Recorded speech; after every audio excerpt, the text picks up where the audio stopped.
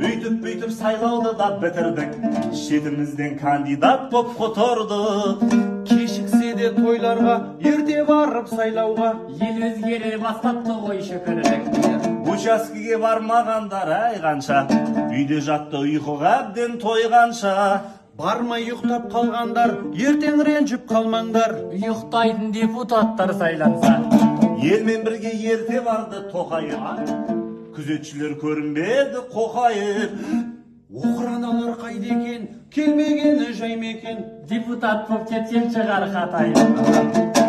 Не істетпейді депутаттық қуатақ, қаптап кетті афиша мен плакат. Пахан на плакате, махан на плакате. Ошын типографияң болған қандай рахат. Тоқтайшы, пахан на плакате енді кішкене жастарға тәрбиелік мәні бар. Жаңа Қазақстан ескі әндерді айтады кішкене. Сөйтеге. Мысалға, кандидат жауған көктемде,